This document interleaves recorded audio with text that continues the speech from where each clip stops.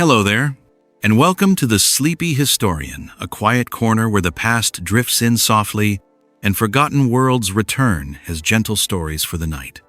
Tonight, we'll be wandering into the genius design of medieval castles, the quiet truth behind Roman banquets, often mistaken for orgies, the hidden meanings carried by Viking women's tattoos, and the slow unfolding story of how King Gentius lost his kingdom to Rome, letting old times unfold at a pace intended for rest.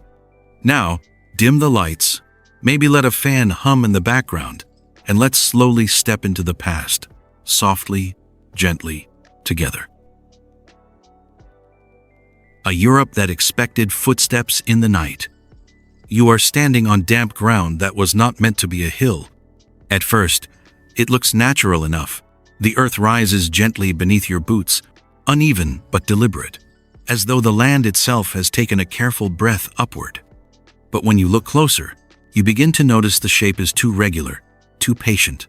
Soil has been lifted here, basket by basket, day after day, until the ground itself became a structure. This is how many castles begin. Not with stone towers, not with banners, not even with walls. They begin with earth, with hands, with quiet worry about what might arrive after sunset. In the centuries after the western half of the Roman Empire slowly loosened its grip across Europe, the roads did not disappear, and the fields did not vanish. But certainty did. Authority became local. Protection became personal. A village that once depended on distant officials now depends on whoever could stand watch longest at the edge of the trees. So people began to raise hills where there had been none before. These early fortifications are often called motte-and-bailey castles, though to you they feel less like castles and more like careful rearrangements of the landscape. A mound of packed soil rises at the center, crowned by a wooden tower. Around its base spreads an enclosed yard, fenced with timber and sharpened stakes, where animals, tools, and sometimes entire families can gather when danger moves nearby. It is not meant to be comfortable, it is meant to be visible. From the top of the mound, the world looks different. Paths that once seemed harmless now stretch like narrow threads across open ground. Smoke from distant hearths becomes easier to count. Even the movement of strangers begins to reveal itself sooner than before. The hill watches before the people do. Across early medieval Europe, especially after the Norman conquest of England in the year 1066, these earth-raised works appeared quickly and often. They can be built in weeks rather than years. They do not require quarries or masons, or long caravans of stone. They require only soil, timber, and a group of people willing to reshape the ground because they are no longer certain who controls it. You can still smell the raw clay as it dries beneath your feet. Nearby, Tomas bends slightly under the weight of a wicker basket filled with damp earth. He has already made this climb many times today. His boots leave shallow prints behind him, and he does not hurry. No one here is rushing. The work is steady, repetitive, and strangely calm, as though everyone understands that safety is something you build slowly, one careful step at a time. When he reached the top, he empties the soil into place and pressed it flat with the side of his shovel before turning back down the slope again, already thinking about the next load. Even before a wall stands upright, the message of the hill is clear. Someone is watching now. These early wooden towers cannot last forever. Rain seeps into their beams. Winter winds loosen their joints. Fire, whether accidental or deliberate, moves through them with unsettling ease. Yet permanence is not their first purpose. Their purpose is to change behavior. Travelers approach more carefully. Traders slow down their carts. Neighbors speak differently when they know they are being observed from above. The structure does not need to be strong yet. It only needs to be seen. In many places, the mound itself becomes the most important part of the defense. Raising earth requires labor, and labor requires agreement, and agreement suggests authority. Even before the tower is finished, the shape of the hill quietly announces that someone nearby can ask others to work and be obeyed. Power, here, begins as a change in the horizon. As evening settles, the wooden watch platform at the top of the mound creaks softly in the wind. The sound travels farther than you expect. It is not loud, but it carries. From the fields below, people can hear it and know that someone remains awake above them, looking outward while the rest prepares to sleep. And as you stand there beside the newly lifted earth, you begin to notice something else. The hill is only the beginning. Soon, wood will not be enough. And when stone arrives, the messages these places send will become much harder to ignore. When wood was not enough, morning arrives slowly across the mound, not with sudden brightness, but with a pale widening of the sky that makes the damp earth look almost silver for a moment, before it turns brown again. You are still standing on the same raised ground as before, but now something feels different. The tower above you creaks more than it did yesterday. The timber rails lean slightly where the wind pressed them through the night. Even the steps carved into the slope feel softer under your boots. Wood remembers the weather. Rain settles into its grain. Frost opens quiet seams inside it. Summer heat draws out its strength little by little, until beams that once stood firm begin to bow in ways only careful eyes notice at first. A wooden fortification can rise quickly, and for a time it feels strong enough. But seasons are patient teachers, and they remind everyone living nearby that temporary protection cannot remain temporary forever. So the hill begins to change again. At first, it happens in small ways. A few stones appear near the base of the slope. Then more arrive in carts, pulled slowly along the same narrow tracks traders once used. Soon the ground at the foot of the mound fills with blocks that look too heavy to belong to a village. Their edges are rough. Their surfaces still carry the pale dust of distant quarries. And as they gather, something quiet becomes clear.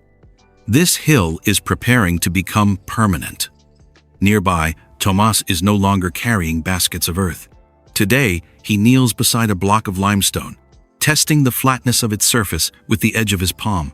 His hammer rests beside him. It is heavier than the shovel he used before, and when he lifts it, the sound it makes against the stone is sharper, more deliberate. Each strike travels through the ground in a way wood never allowed. Stone does not simply rise. It announces itself. Building with stone changes the rhythm of a place. Timber can be shaped quickly by a few hands, but stone demands coordination. It must be cut, lifted, positioned, and aligned. It requires carts, animals, tools, and people who understand how weight behaves when it is persuaded to stand upright rather than lie quietly in the earth.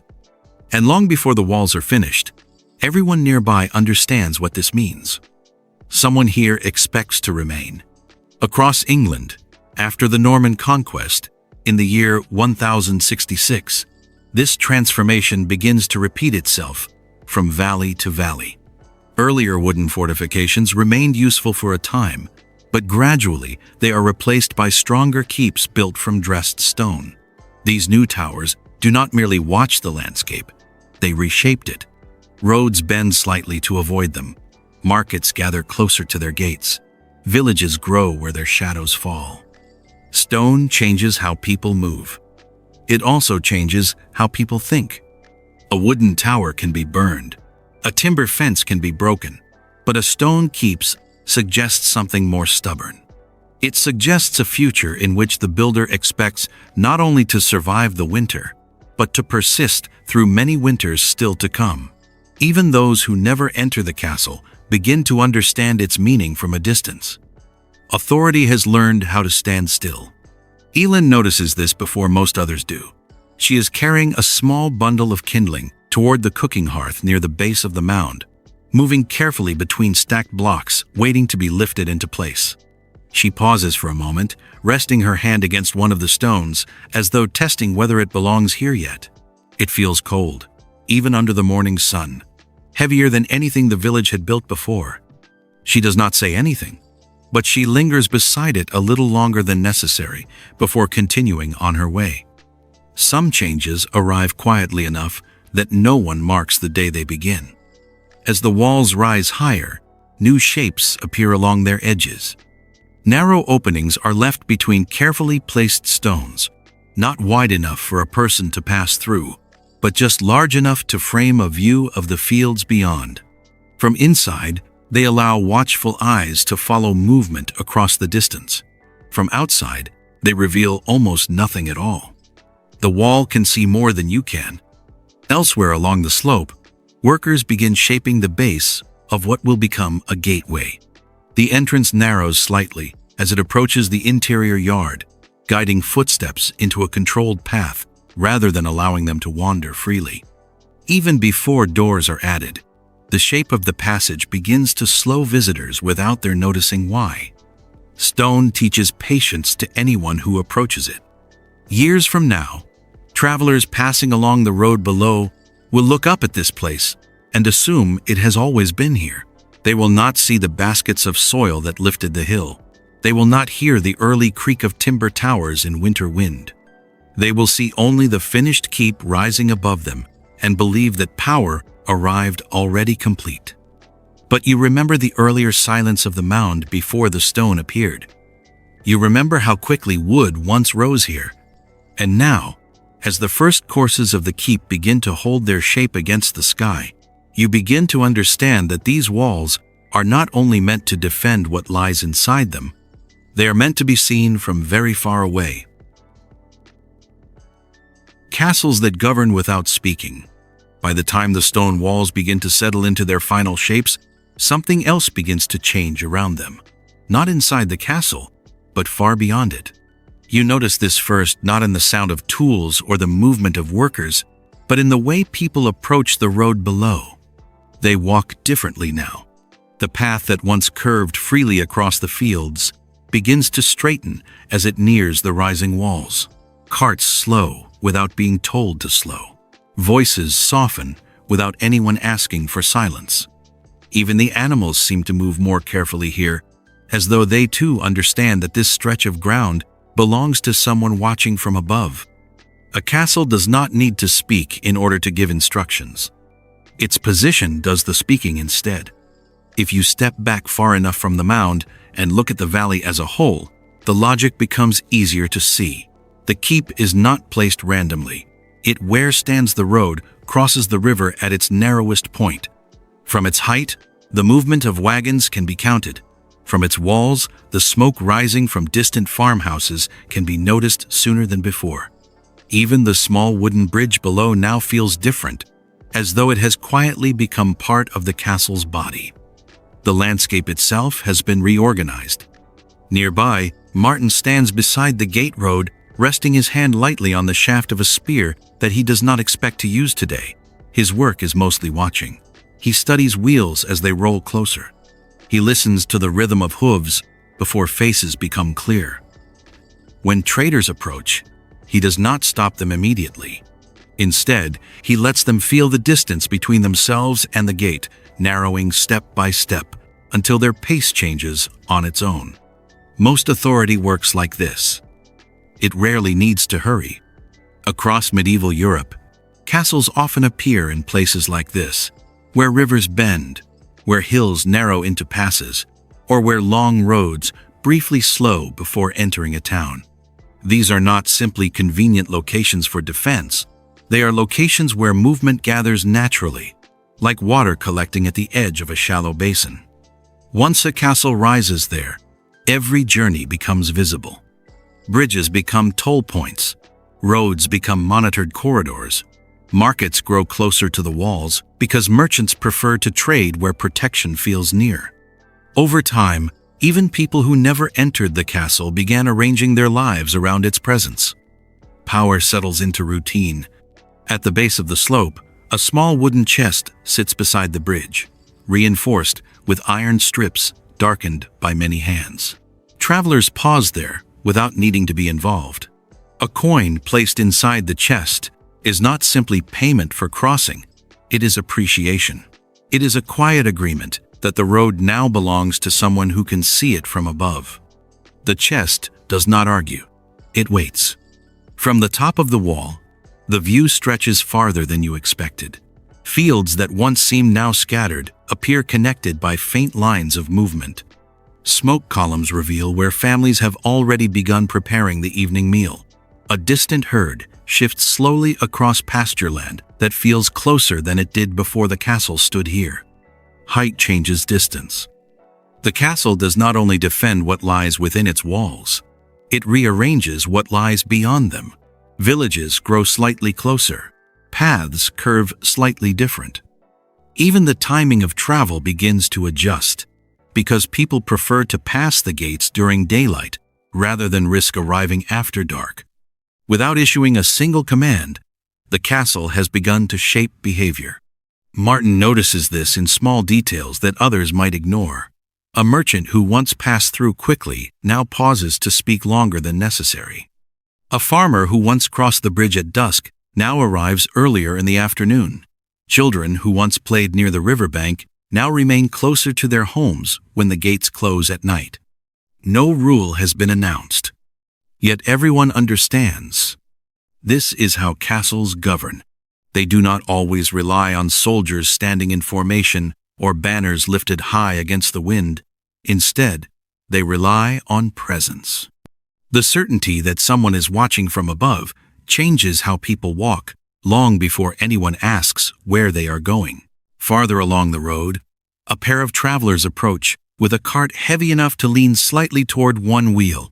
As they near the bridge, their conversation slows down. One of them glances upward without realizing he has done so. The other adjusts the reins even though the horse is already moving steadily. Neither of them speaks about the castle directly.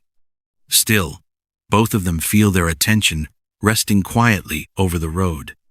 Visibility becomes a kind of conversation. Long before walls are tested in battle, they begin their work in this quieter way. They teach people where to stop. They suggest where to gather. They remind everyone that the land itself has been mentioned, not by force alone, but by watchfulness. And as evening begins to settle again across the fields, you notice how naturally the bridge, the road, the chest, and the gate now seem to belong together, as though they were always meant to form a single shape. You begin to understand that the castle's strength is not only in stone. It is in the way people change their steps before they even reach the walls. The quiet intelligence hidden inside the walls.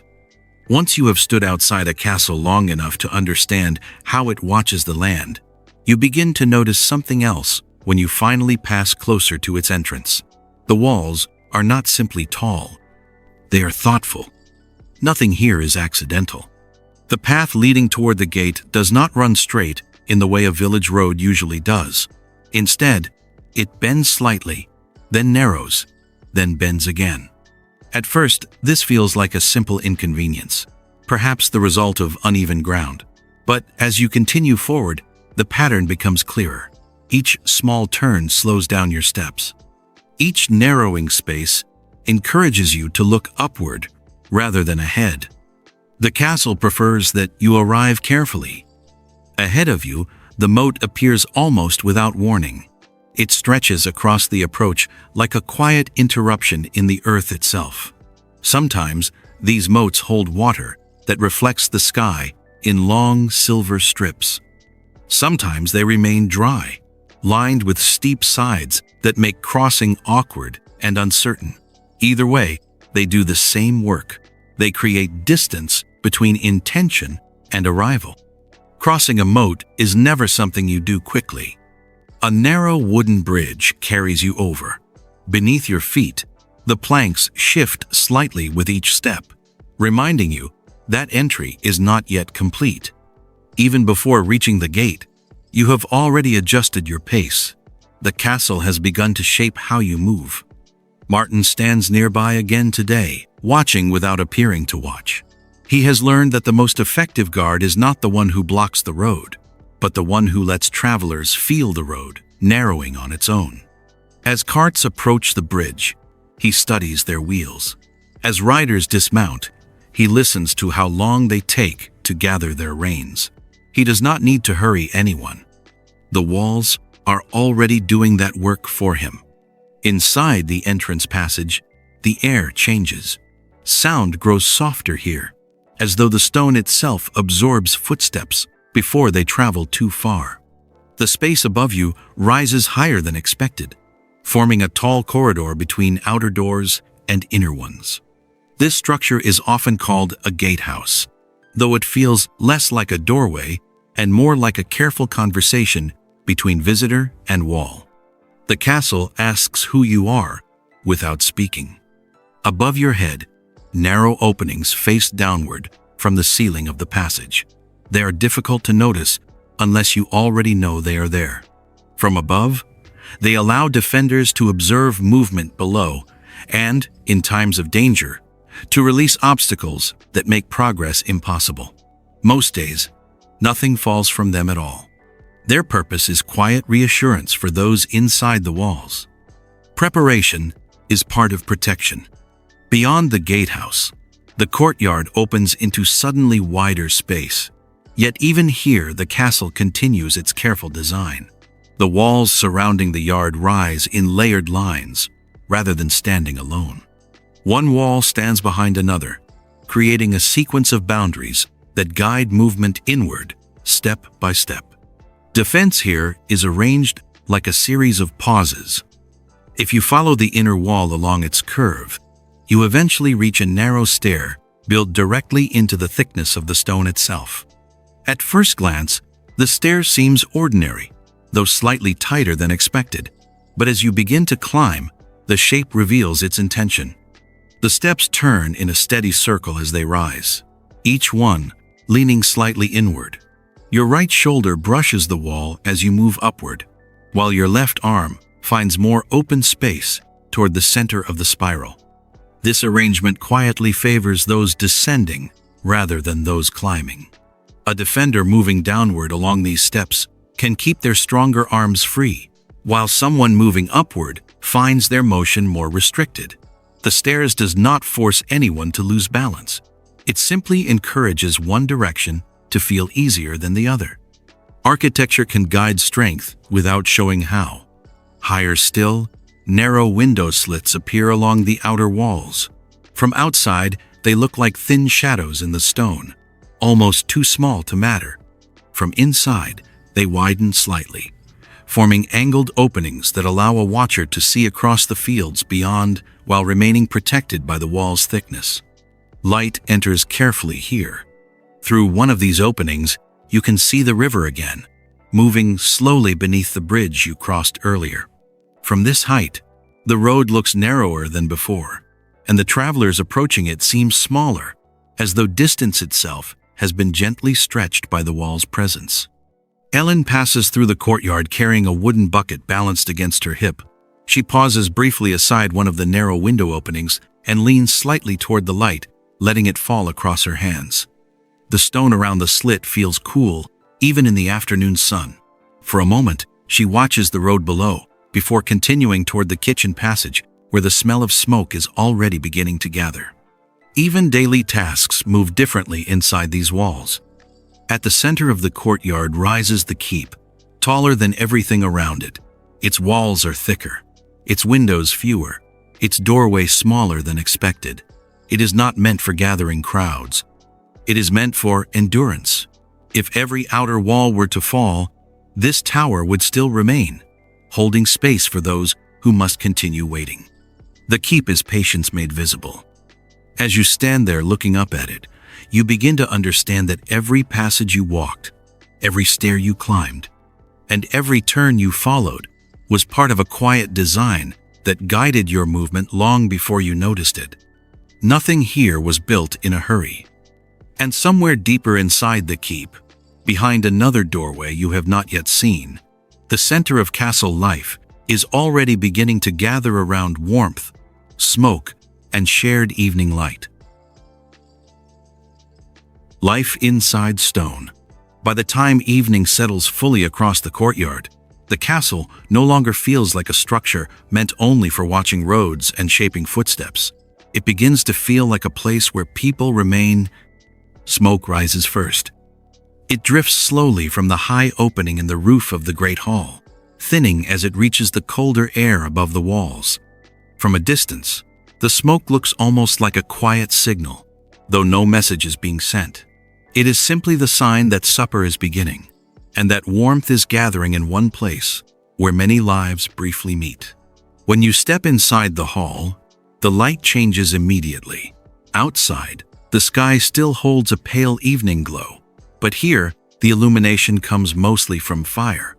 Flames move gently along the length of the central hearth, reflecting across wooden tables that stretch farther than expected. Shadows shift along the stone walls, never fully settling, as though the room itself is breathing slowly with the heat. This is the heart of the castle. Despite the height of its ceiling and the thickness of its walls, the hall does not feel grand in the way a palace might. It feels shared. The floor carries the sound of boots, stools scraping, and quiet conversation layered together in a steady rhythm that repeats each evening without ceremony. Even the air carries more than one scent at once.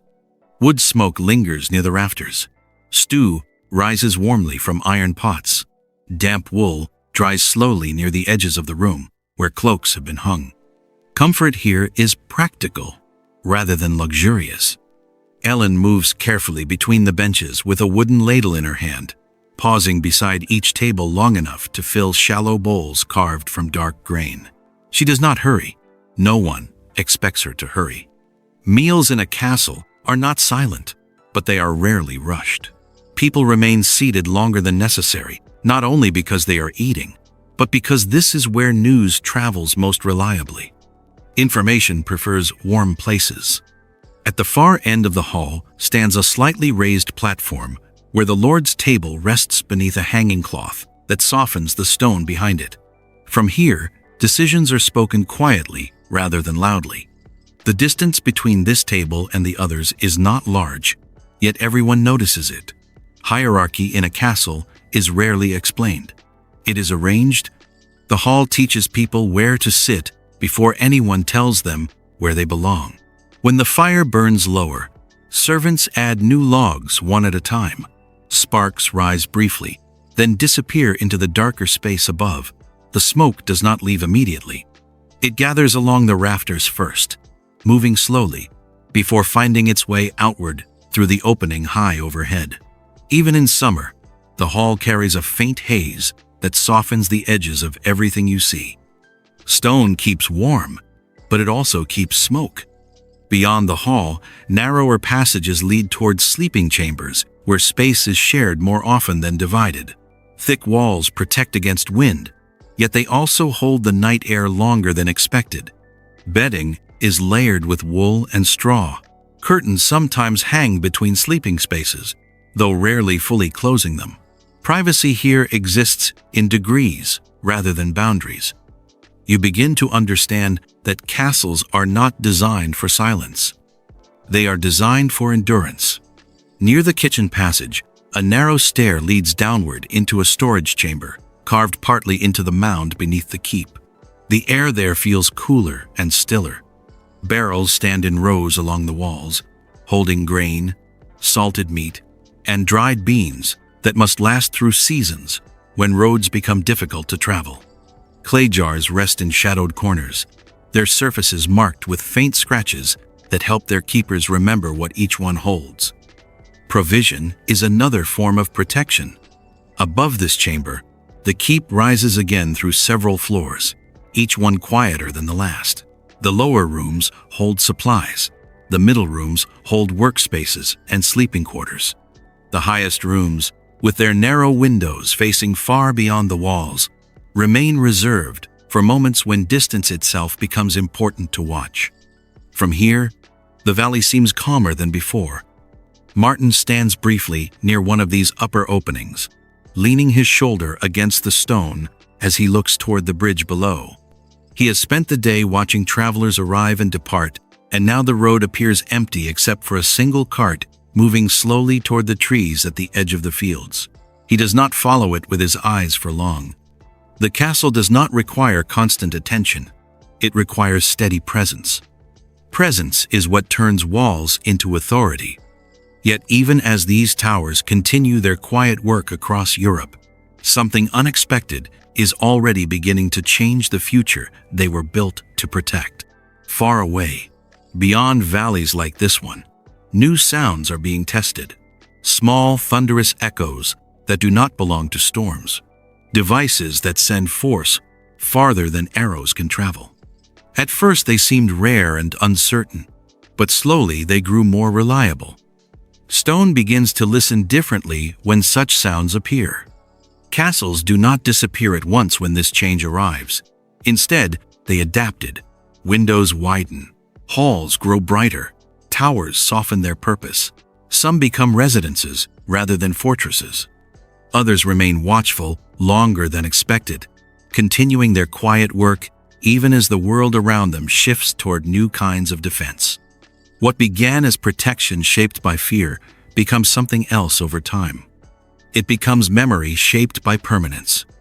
And as the fire in the Great Hall settles into a deeper red glow, you begin to notice how naturally people here lean toward its warmth, how easily their conversations gather beneath the beams overhead, and how calmly their lives continue inside walls that were once built only to endure uncertainty. Beyond these walls, though, another kind of gathering is already taking shape, not around hearths, but around low tables lit by oil lamps, where power is measured not in stone, but in attention. The dinner that was never chaotic. Long after you leave the quiet warmth of the castle hall behind, another room begins to take shape in your imagination. It is not built from cold stone, and it does not stand on a raised hill, watching roads and bridges. Instead, it rests at the center of a house filled with lamplight, where voices gather close together rather than echo outward across a valley. You arrive there not by climbing steps, but by reclining. The room is arranged carefully, although at first it does not appear strict. Cushions rest along low couches, placed in a wide rectangle around a central table. Oil lamps burn steadily along the walls. Their light moves gently across polished cups and shallow serving dishes. The air carries the scent of herbs, warm bread, and wine diluted with water in the Roman way, so that conversation may last longer than the evening. This is a convivium, a Roman dinner gathering among the wealthy. Despite what later stories sometimes suggest, such a meal is not chaotic. It is not careless. It is not even especially loud.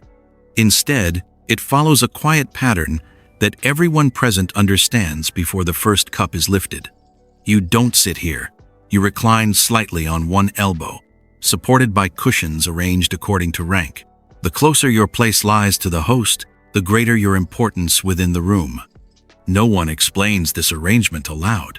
Like the raised platform in a castle hall, the seating itself teaches you where you belong. Position becomes conversation before words begin. Lucius feels this immediately as he settles onto his assigned couch. He adjusts the fold of his tunic more than necessary, not because it is uncomfortable, but because he is aware of being seen. Across from him sits a guest whose family name carries more weight in the city. Closer to the host reclines someone whose influence reaches even farther. No one announces these distinctions, yet everyone senses them. The table itself is not crowded with food all at once. Instead, dishes arrive slowly, one after another, each carefully chosen to signal something beyond taste alone. Olives appear first, then small pieces of fish preserved in salt, then bread still warm from the oven. Later come richer courses, perhaps roasted poultry or fruits brought from distant provinces. Each arrival marks a shift in the evening's rhythm. Food here measures relationships as much as hunger. Wine moves through the room just as carefully. It is poured into mixing bowls before being served, combined with water so that conversation can remain steady rather than hurried. Drinking without dilution would be considered careless. Moderation is not just a habit. It is a language shared by those who expect the evening to last. Attention travels as slowly as the cups. Servants move quietly between the couches, refilling vessels before they are empty, removing plates before they clutter the table. Their presence shapes the evening without interrupting it. Even the order in which they approach the guests reflects subtle layers of status that everyone recognizes without needing to discuss. Hierarchy becomes visible through movement. In later centuries, writers sometimes imagined Roman dinners as scenes of constant excess, where guests forgot restraint and lost themselves in noise and indulgence. Yet archaeology and surviving letters from the time suggest something calmer. These gatherings were carefully structured, not unlike the arrangement of walls and stairways within a castle. They guided behavior rather than abandoning it. A meal could be a form of architecture. The conversation unfolds gradually as the evening deepens. Topics shift from poetry to politics, from family alliances to news arriving from distant provinces. Decisions are rarely announced directly at the table, yet they begin there. Invitations themselves carry meaning. To be present in the room is already to be included in a circle of attention that extends beyond the meal. Influence travels along cushions as easily as along roads. Livia moves quietly behind the couches, carrying a shallow bronze tray carefully balanced in both hands. She pauses beside each guest long enough to replace a cup or adjust a dish before continuing on her way. She has learned how to move without drawing notice, though she notices everything: who speaks longest, who listens carefully, who leaves early. Even silence has its patterns here. Rooms remember conversations long after they ended. Near the center of the table stands a small mixing bowl decorated with painted vines gently winding around its surface. From this vessel, wine is shared among those reclining nearby, creating a subtle connection between them. The act of sharing from the same bowl carries meaning beyond refreshment. It suggests trust, familiarity, and agreement that the evening belongs to everyone present together. Hospitality becomes a form of diplomacy. As lamps burn lower and shadows grow softer along the walls, you begin to understand that this dinner is not designed to overwhelm the senses. It is designed to focus them. Every cushion, every cup, every course arrives in an order that shapes the pace of the night. Nothing here happens by accident. And as the final dishes are cleared away and conversation settles into quieter tones, you begin to notice how easily stories about evenings like this could change once they travel beyond the room itself. A misunderstood gesture, a detail exaggerated, a memory repeated too many times. Some meetings grow larger after they are remembered than they ever were while they were happening. When emperors performed power through banquets, as the evening deepens in the lamplit dining room, the quiet structure of the convivium begins to reveal something more subtle than comfort or conversation. You start to notice that the room itself is not only arranged for hospitality, it is arranged for attention. Every movement here can be seen. The cushions are placed carefully. The lamps are positioned so that faces remain visible even after sunset fades from the sky. Cups are refilled before they are empty. Servants move in ways that guide the eye without drawing it. Even the pauses between courses seem intentional, allowing conversation to settle before beginning again. This is not simply a meal. It is a performance of stability. In most Roman households of rank, such performances unfold quietly. Yet when the emperor himself hosted a banquet, the scale of the evening changed. The structure remains, but its meaning becomes larger. A gathering that once shaped relationships between guests now begins shaping how an entire empire imagines its ruler. Power becomes something you watch. Under the reign of Caligula, whose rule lasted only a few brief years in the 1st century of the Common Era, banquets sometimes carried a tone that felt deliberately theatrical. Ancient writer him describes arranging evenings in ways that suggested he wished to be seen not only as a leader, but as someone standing slightly closer to the divine. Whether every detail of these descriptions is reliable remains uncertain, yet the memory of such performances endures long after his lifetime. Guests did not simply attend, they are approximately the same.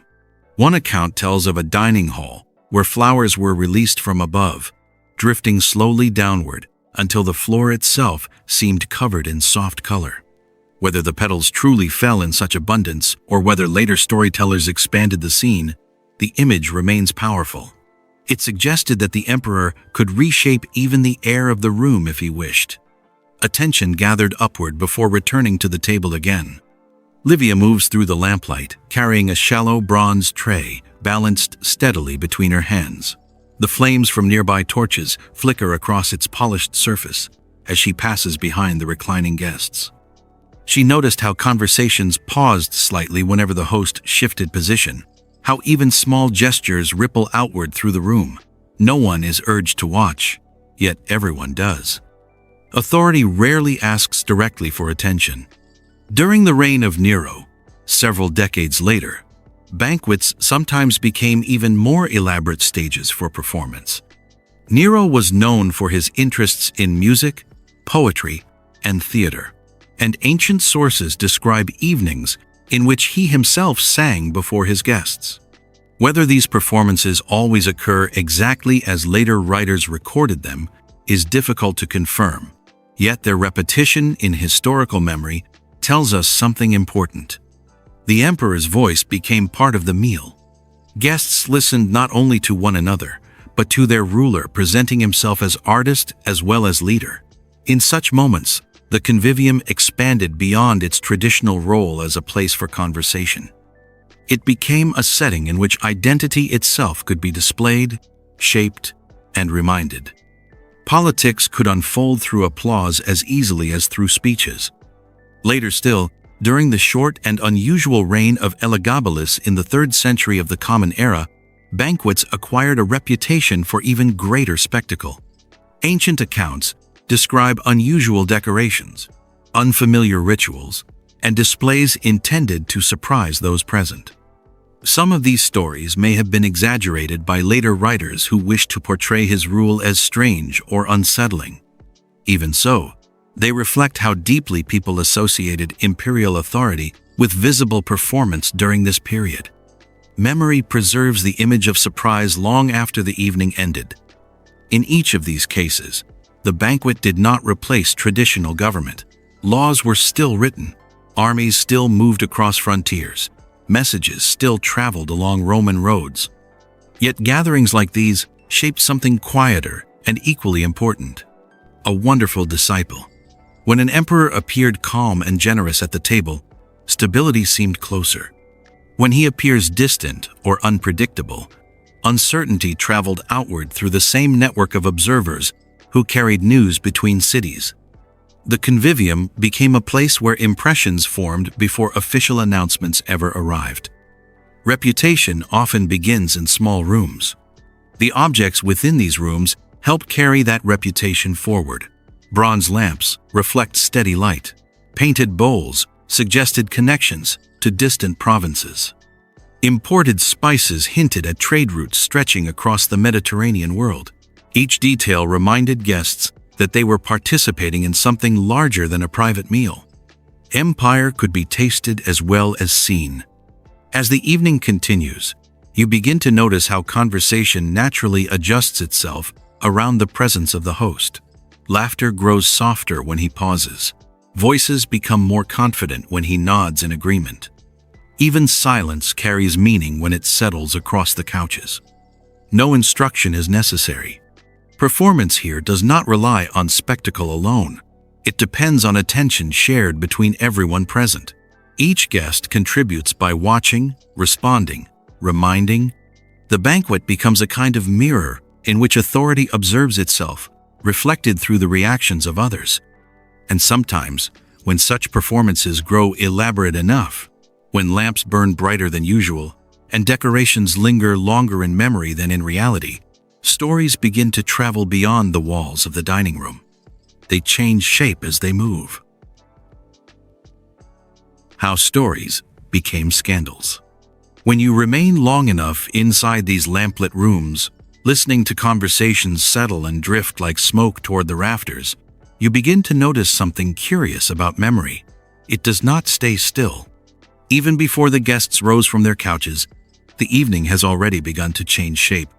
Someone remembers a gesture slightly different.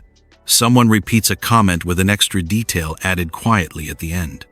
Someone else hears the story days later and imagines the lamps brighter than they truly were, the laughter louder than it sounded at the time. In this way, a dinner begins its second life almost immediately after it ends. Stories travel more quickly than footsteps. Across the Roman world, writers helped carry those stories farther still. Some of them described emperors with admiration. Others wrote with careful distance. A few wrote with sharp humor that reshaped memory into something more dramatic than observation alone. Among the most famous of these voices was Juvenal, a poet whose satirical verses described Roman society in ways that were vivid, exaggerated, and often quietly uncomfortable. Satire was not intended to record events exactly. It was meant to highlight what the writer believed were mental imbalances by stretching them slightly beyond their ordinary size. Exaggeration could make a warning easier to see. When Juvenal described wealthy household filled with extravagance, his goal was not simply to entertain. He was asking his readers to reflect on what they valued and what they feared losing.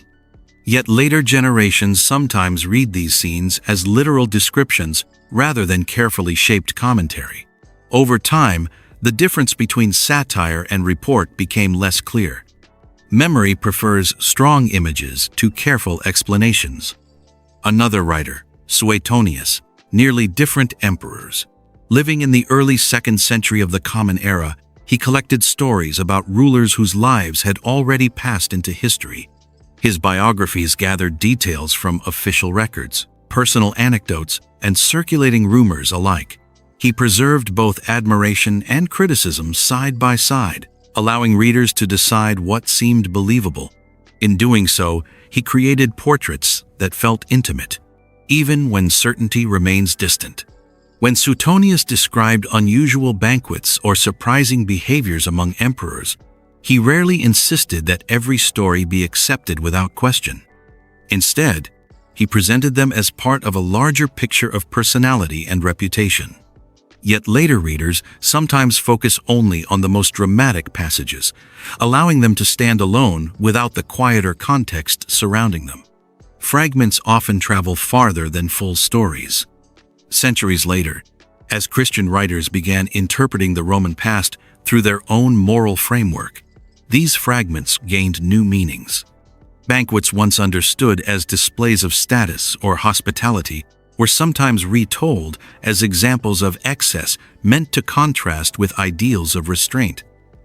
The purpose of the story changed, even when its setting remains the same.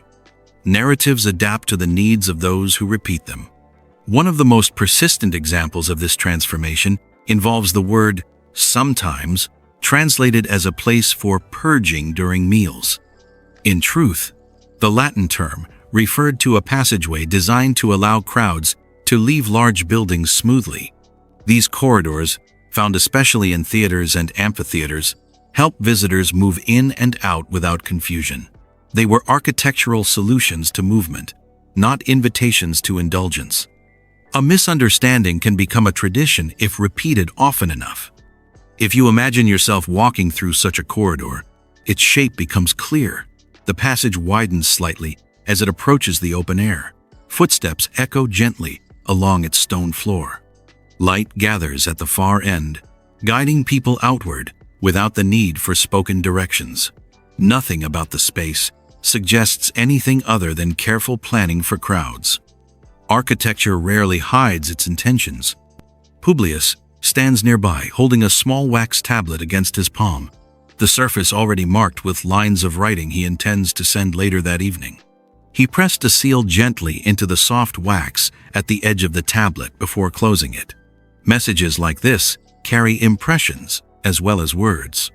Once they travel beyond the household where they began, they may be copied, repeated, or misunderstood by those who never saw the original. Letters, like dinners, continue moving after they leave the room. As these accounts spread from city to city, they shaped how people imagined Rome long after the empire itself began to change. A banquet described by one writer could become a warning in another generation. A recorded gesture as unusual could become evidence of decline in another century still. Each retelling adds another layer to the memory already forming. Reputation grows quietly through repetition. Archaeological discoveries sometimes offer a different perspective. Dining rooms, uncovered beneath layers of earth, reveal orderly layouts designed for conversation rather than spectacle. Tableware appears arranged with care rather than excess. Even wall paintings suggest scenes of balance and ritual rather than chaos. These material traces remind you that everyday experience rarely matches its most dramatic retellings. Objects remember differently than stories do. As you stand at the edge of the corridor, where voices fade into the open air, you begin to sense how easily a gathering meant to shape relationships could later be reshaped into something else entirely. The convivium did not vanish from memory. It expanded within it, growing more elaborate each time someone repeats what they believed they had heard. And once a story travels far enough, it begins to live its own life. Why banquets still shape the way you imagine Rome. Even after the guests have departed and the lamps have burned low, the shape of the Roman dinner room remains with you. It lingers not because of any single dish or conversation, but because the arrangement itself continues quietly inside memory. The couches, the bowls, the careful pacing of courses, all of it leaves an impression that feels larger than the evening that created it. Some rooms continue speaking long after they are empty. If you step back and look again at the convivium, you begin to notice how carefully it balances familiarization and distance. Guests reclined close enough to speak comfortably, yet far enough apart to remain aware of their place within the gathering. The host did not sit above them in a distant chamber, but neither did he disappear among them. He remains visible, steady, and central, like a point around whose conversation slowly turns. Arrangement itself became authority. This kind of structure was not unique to a single household. Across the Roman world, from the Italian peninsula to distant provincial towns along the Mediterranean coast, similar rooms appear with similar layouts. Archaeologists working in places like Pompeii and Herculaneum have uncovered spaces where couches formed familiar shapes around central serving areas. Painted walls still show scenes of gardens, mythological figures, and quiet landscapes meant to accompany conversation rather than distract from it. Even buried rooms remember how people gathered. Fragments of glass discover vessels in these houses reveal another layer of meaning. Thin-walled cups allow light from nearby lamps to pass through them gently, making wine appear warmer in color than it truly was. The effect was subtle, but deliberate. It turned ordinary moments into shared experiences shaped by light as well as taste. Objects helped guide attention as carefully as words. Lucius remains seated longer than most guests after one such evening ends. He watches as servants move quietly through the room, collecting dishes that no longer hold food, straightening cushions that have shifted during conversation, and refilling lamps that have nearly faded. Their movements are unhurried. Nothing here suggests that the gathering was temporary. Instead, it feels like one small part of a pattern repeated many times before and likely to continue again soon. Routine becomes memory more easily than spectacle does. Beyond the household walls, these routines shaped expectations across Roman society. Invitations to dine were not only social gestures, they signaled inclusion. To be present at a table means to be noticed. To be absent meant to remain outside the circle where decisions sometimes began forming long before they reached official documents. Influence often arrives before announcements do. Luxury, too, carries meaning beyond comfort. A bowl carved from imported marble suggested connections to distant quarries. Spices arriving from the eastern Mediterranean hinted at trade routes stretching across seas and deserts. Even the fabric covering the couches could reflect extensions far beyond the room itself. Each object quietly reminded guests that they belonged to a world linked together by movement, exchange, and shared expectations. The table became a map drawn in small details. Over time, this way of gathering did not disappear when Rome itself began to change. Instead, it transformed. Later, courts across Europe adopted similar patterns of arranged seating, ceremonial meals, and carefully paced conversation. Kings and nobles continued to use shared tables as places where alliances formed and reputations settled. Even today, echoes of these traditions remain whenever people gather formally to eat together and notice who sits closest to whom. Custom travels farther than walls. Archaeology continues to deepen this understanding. Excavated dining rooms rarely show signs of disorder or neglect. Instead, they revealed carefully planned spaces where movement flowed easily and attention remained centered on the host. These discoveries support what letters and inscriptions already suggested, that Roman banquets were structured environments designed to shape relationships rather than abandon them. Material evidence speaks with quiet confidence. As you imagine the lamps dimming once more and the last footsteps leaving the polished floor behind, you begin to sense how easily later generations could misunderstand what these rooms were meant to be. A gathering designed for conversation might be remembered as spectacle, a gesture of hospitality intended as might become a rumor of excess. Yet beneath those later interpretations, the original structure remains steady. Order often survives inside misunderstanding. Lucius finally rises from his couch and pauses for a moment beside the doorway before stepping into the night air beyond the house. Behind him, servants continue their quiet work. Ahead of him, the streets of the city stretch outward beneath the fading light.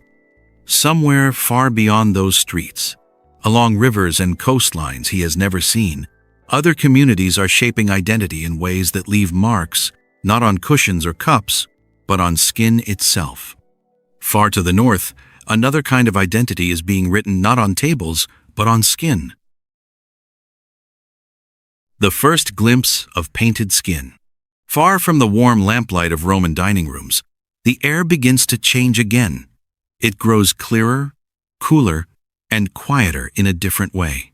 Instead of polished cups and painted walls, you now find yourself near a wide northern river, where mist moves slowly across the surface of the water, like breath settling over glass. Boats drift here without hurry. Their wooden hulls rest low in the present, rising and falling gently as oars dip in steady rhythm. Along the riverbank stand traders, travelers, and watchers whose clothing carries signs of journeys longer than the distance between nearby towns. Wool cloaks hold the scent of distant forests. Metal clasps catch pale daylight. Leather pouches hang heavy with objects meant for exchange rather than display. This is not a formal gathering place like a Roman dining room. It is a meeting place shaped by movement. One of the travelers who once stood beside a river like this was a man known as Ibn Fadlan, a diplomat envoy from the Abbasid world who journeyed northward in the early 10th century of the Common Era. He recorded what he observed with careful attention, describing encounters with traders from the Norse world who traveled along the great river routes, connecting northern Europe with lands farther south and east. His account is one of the earliest written descriptions of their appearance. He noticed that many of these travelers carried markings on their skin. These markings appear in dark lines that stretched from fingertips toward shoulders, forming patterns that seemed deliberate rather than decorative. He described their color as somewhere between deep blue and dark green, like shadows resting beneath clear water. Skin here carried stories before voices did. It is important to remember that Ibn Fadlan was observing a culture not his own. His descriptions reflect careful curiosity, but also the distance between his expectations and what he encounters. He wrote as an outsider, watching unfamiliar customs unfold beside a river far from his home. Because of this, his account offers both valuable detail and gentle uncertainty at the same time. Observation always carries perspective with it. Astrid stands near the edge of the riverbank, adjusting the strap of a leather trade pouch resting against her side. The pouch holds small weights used for measuring silver during exchanges that take place without written contracts. Her sleeves fall slightly back as she tightens the strap, revealing lines of color along her forearm that curve toward her wrist before disappearing beneath the fabric again. No one nearby reacts with surprise. Here, such markings belong naturally to the rhythm of travel and trade. Unlike the carefully arranged seating of a Roman banquet, these markings do not assign places around a table. Instead, they move with their wearer, from river to river, from settlement to settlement. They remain visible during conversation, negotiation, and departure alike. Wherever their bearer travels, the patterns travel too. Identity here does not remain inside walls. Archaeological discoveries across northern Europe suggest that personal adornment carries deep meaning within Norse communities. Brooches, beads, pendants, and textiles all help express belonging, experience, and connection. Although organic materials rarely survive as clearly as metal objects in the archaeological record, written accounts like that of Ibn Fadlan help suggest that skin itself may have served as another surface for such expression. Memory sometimes rests where tools cannot reach. The blue-green tone he described may have come from natural pigments prepared using plant-based materials combined with mineral elements found in the northern landscape. Such colors appear everywhere in early decorative traditions, especially in textiles and carved designs, suggesting that visual language traveled easily between cloth, wood, and skin. Patterns rarely remain limited to one material. As the boats drift closer to the shore, traders begin lifting small bundles carefully wrapped in wool cloth. Amber beads catch the light as they are examined. Silver are fragments weighed against balanced scales. Words are exchanged in languages that overlap just enough for agreement to take shape between strangers who expect to meet again somewhere farther along the river. Trust moves quietly through repetition. Astrid kneels briefly aside one of the bundles, loosening its ties before checking its contents. The motion reveals another narrow line of pigment near her wrist, shaped almost like a flowing branch. It does not draw attention to itself. It simply remains there, part of the person others already recognize. Marks like these do not ask to be explained. They belong to journeys already completed and journeys still waiting ahead. Scholars today continue to discuss how widely tattooing may have been among Norse communities. Because skin rarely survives in archaeological contexts, written descriptions carry unusual importance. Some researchers suggest that such markings indicate social identity or personal experience. Others propose that they may have reflected protective beliefs connected to myth and memory. Certainty remains gentle here. What remains clear is that appearance itself formed part of communication within these traveling societies. Clothing, jewelry, posture, and possible markings all work together to express belongings in ways that require no written record. The body became a place where memory could travel safely.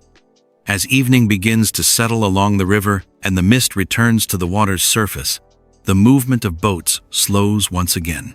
Conversations grow quieter. Traders prepare to continue their journeys in different directions, yet the patterns carried on their skin remain with them, steady and unchanged by distance. You begin to wonder whether these markings were meant only to be seen, or whether they were meant to be remembered. Marks as biography.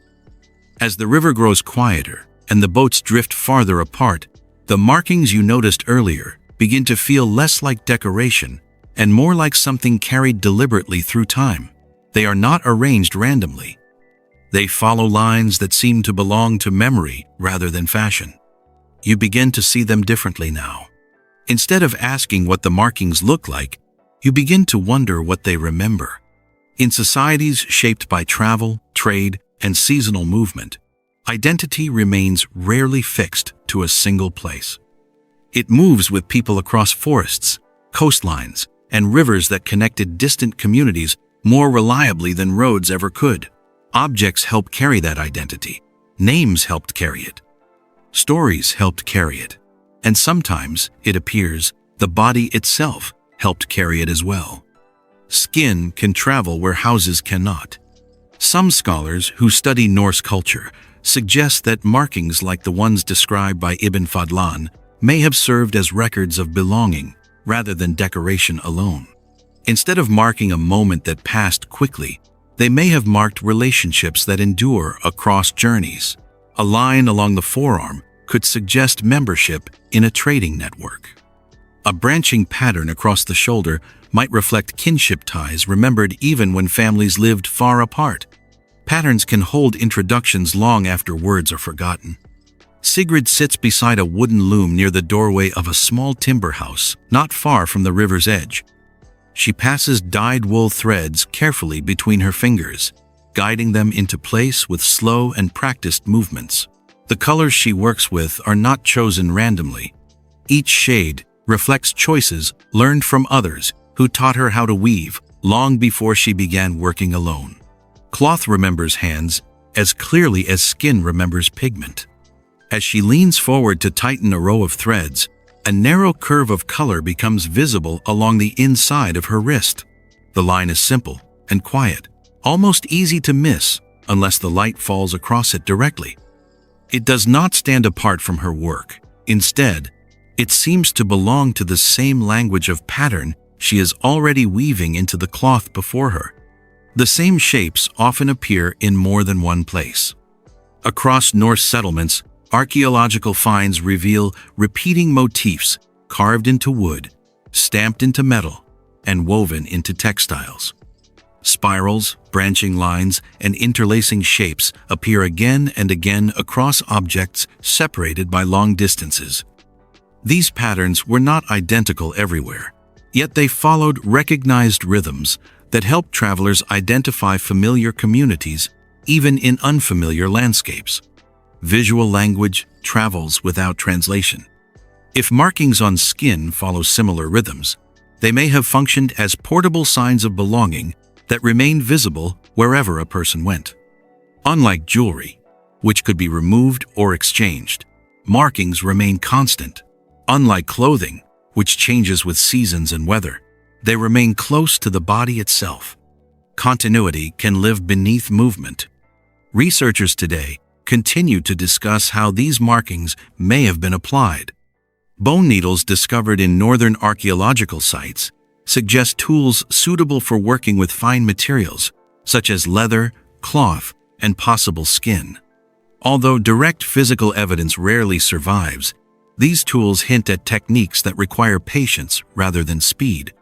Endurance often leaves quieter traces than decoration. The process of receiving such markings may have carried its own meaning. In many cultures shaped by travel and seasonal hardships, visible signs of endurance became part of how individuals demonstrate readiness to participate fully in community life. A mark received carefully and deliberately could signal not only possession, but commitment. Pain sometimes becomes a form of introduction. As Sigrid continues her weaving, the loom begins to fill with a pattern that repeats itself in steady intervals across the cloth. Each repetition strengthens the shape already forming. None of them appear alone. Together, they create something larger than any single thread could produce by itself. Identity often works in the same way. A marking along the wrist does not speak by itself. It gains meaning through connection to other markings, to shared stories, to remembered journeys. When travelers meet beside rivers or harbors, such patterns may have allowed recognition to happen quietly, without explanation. Recognition can arrive before conversation begins. It is also possible that some markings reflect transitions between stages of life. Moving from childhood into adulthood, entering partnership, joining trading journeys for the first time, each of these moments carries significance within Norse communities. A visible sign of change could help others understand what responsibilities a person now carries. Time sometimes leaves its mark gently.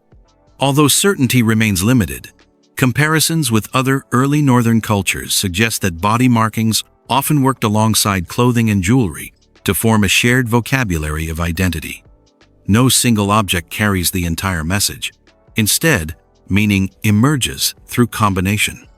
Belonging rarely depends on one sign alone. As the woven cloth grows longer beneath Sigrid's hands, she pauses for a moment to examine the pattern taking shape across its surface. The lines move outward from one another without crossing too quickly, leaving space for the design to breathe. She studies it carefully before continuing, as though listening for whether the pattern still feels correct. Marks require attention even after they are made. And as the last light of the afternoon fades beyond the doorway, you begin to understand that these markings were never meant to remain silent. They were meant to accompany a life in motion, carrying memory forward even when the path ahead could not yet be seen on any map. Sometimes, a mark is meant to travel farther than any map can follow. Pain, protection, and recognition. As the woven cloth continues to lengthen beneath Sigrid's careful hands, you begin to feel that patterns alone are only part of the story. The markings carried on skin did not appear immediately. They arrived slowly, with intention, and often with endurance. Receiving a mark meant remaining is still long enough for memory to settle into the body. Shaped by travel communities across rivers, forests, and coastlines, visible signs of endurance could carry quiet importance. Life requires patience with cold seasons, uncertain crossings, and long familiar distances between settlements. To accept a permanent marking may have reflected readiness to participate fully in that shared rhythm of movement and responsibility. The body became a place where resilience could be seen.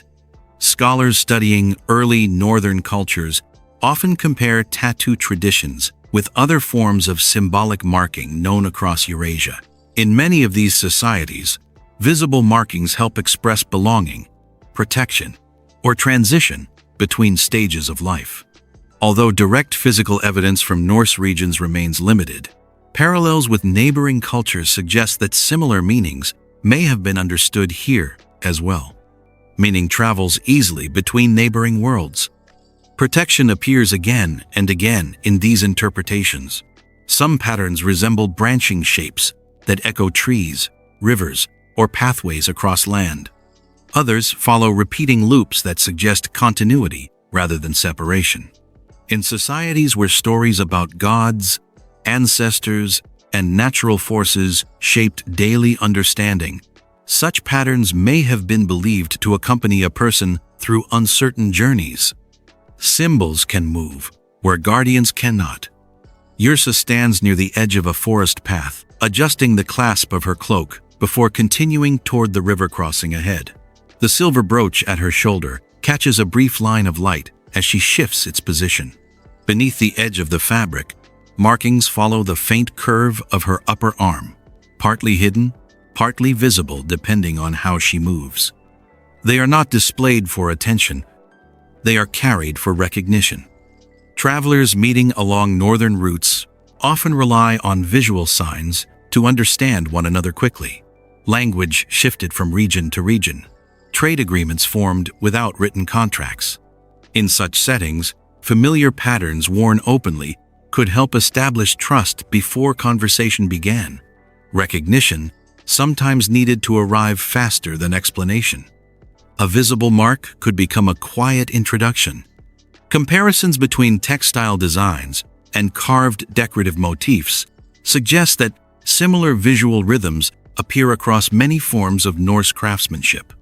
Interlacing shapes, branching lines, and balanced curves appear on brooches, tools, and wooden objects preserved in archaeological sites. If markings on skin follow comparable forms, they may have connected the body to the same visual language already present in clothing and tools. The same patterns can live in many materials at once. Receiving such markings may also have required preparation that extends beyond the moment itself. In where communities' reputation depends on cooperation, the willingness to accept a permanent mark might signal readiness to participate in shared responsibilities. Endurance during the process could reflect commitment as much as decoration. Experience sometimes becomes visible through patience. Some researchers suggest that protective meanings may have been especially important for those traveling frequently between settlements.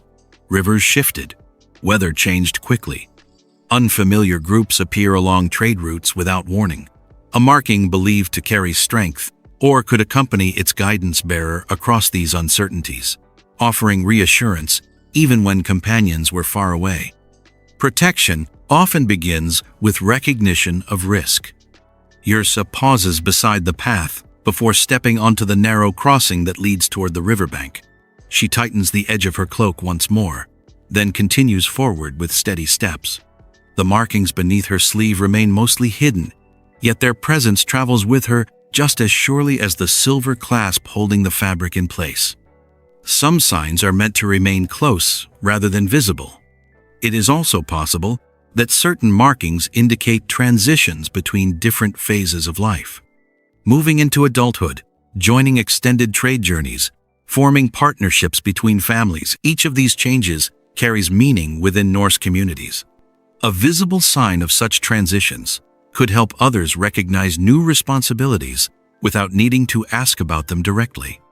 Time sometimes speaks through the body.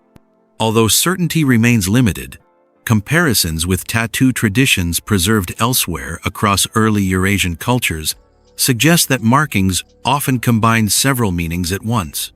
Identity, protection, endurance, and recognition did not stand apart from one another. They worked together, forming a shared vocabulary that remains understood even when spoken languages differed. Symbols can travel where words cannot follow. As the forest path opens gradually toward the river ahead, the sound of water begins to replace the quiet movement of wind through branches. Traders gather again near the crossing. Boats wait at the shoreline. Conversations resume in voices shaped by distance and familiarity at the same time. And among these travelers, the markings carried quietly beneath sleeves and along wrists continue doing their work without announcement. They help strangers recognize one another before names are exchanged. Beyond these rivers and forests, however, another kind of uncertainty is already unfolding farther to the south, where a kingdom stands between larger powers that are beginning to move closer together. Women who carried the north with them. As the river crossings grow quieter behind you and the forest paths begin to widen into open shoreline again, you start to notice something else about the travelers moving through these northern routes. Their journeys do not belong only to men carrying goods between settlements. Women move along these same waterways, across these same trading paths, carrying knowledge, objects, and memory with equal confidence. Movement here belongs to everyone who remembers how to travel. Archaeological discoveries across Scandinavia and the Baltic world suggest that women played visible and important roles within long-distance exchange networks. Burial sites at places such as Birka in present-day Sweden have revealed graves containing weighing scales, balance weights, imported beads, and tools connected with trade. These objects do not appear accidentally beside those who carried them. They suggest familiarization with exchange rather than distance from it. Trade often travels through quiet hands. Astrid kneels beside a folded cloth bundle near the edge of the river landing, carefully opening its corners to check the small metal weights inside. Each piece rests smoothly in her palm before she returns it to its place. These weights are not decorative.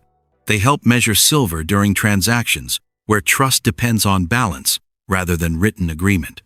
Their presence signals participate in the rhythm of movement, linking settlements across long distances. Balance itself becomes a language. Around her neck hangs a strand of amber beads that catches the pale northern light whenever she turns her head. Amber traveled widely across northern Europe long before written records described its paths. Carried from Baltic shores to distant markets, it served not only as ornament, but also as a quiet marker of connection between regions separated by forests, rivers, and sea routes. Adornment can be a map worn close to the body. Across Norse communities, objects worn by women often carry meanings that extend beyond decoration. Oval brooches fastened garments securely during travel. Glass beads suggested contact with distant workshops.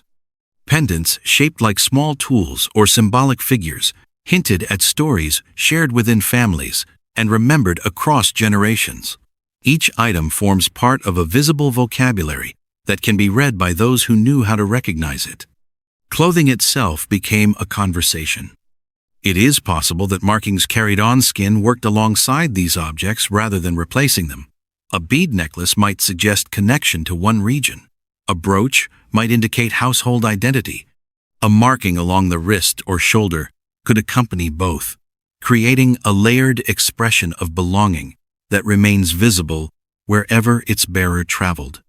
Identity rarely depends on a single sign. Some scholars studying Norse mythology have also noticed how often women appear as keepers of memory within survival stories.